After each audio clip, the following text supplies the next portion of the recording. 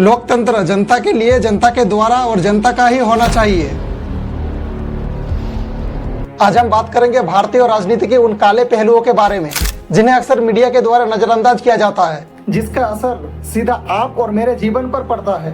तो क्या है भारतीय राजनीति में काले पहलू? चलिए आज डिटेल में जानते हैं इस वीडियो में।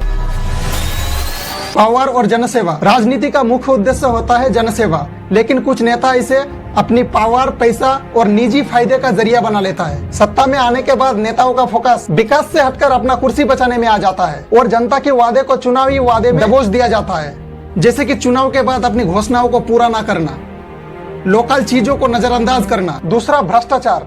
भारत में राजनीति और भ्रष्टाचार एक दूसरे की पर्याय बन चुकी है, जैसे कि कुछ बड़े बड़े स्कैम अगर देखा जाए तो 2G स्पेक्ट्रम घटोला, कोयला घटोला, और जिसमें राजनीतिक नेता का नाम पाया गया है। ट्रांसपेरेंसी इंटरनेशनल में दिखाया गया भारत का जनता का टैक्स का पैसा विकास में जाने की वजह घटोला में जा रहा है।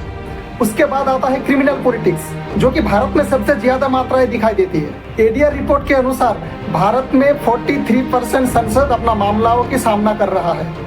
इनमें से कोई हत्या का मामला, बलात्कार का मामला और कोई गंभीर आर्थिक मामले से जुड़े हुए हैं। ये ट्रेंड भारत का लोकतंत्र का कानून और नैतिकता पर सवाल उठाता है। उसके बाद आता है जाति और धर्म का राजनीति, जो कि भारत में फिलहाल बहुत ट्रेंड में है।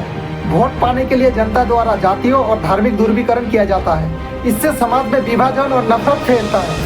असली मुद्दे जैसे शिक्षा, स्वास्थ्य और रोजगार, डेवलपमेंट सब पीछे छोड़ जाते हैं। जैसे कि चुनाव की रैली पर धार्मिक और जातिवाद का इस्तेमाल किया जाता है। उसके बाद आता है पॉपुलरिज्म वर्सेस असली विकास। चुनाव में जीतने के लिए फ्री लैपटॉप, मुफ्त बिजली और नगद ट्रांसफर, ऐसे बहुत सारे वादे किए जाते हैं जो कि हमारे लिए शॉर्ट टर्म फायदेमंद होते हैं, लेकिन लॉन्ग टर्म अर्थव्यवस्था और विकास को कमजोर कर देती है।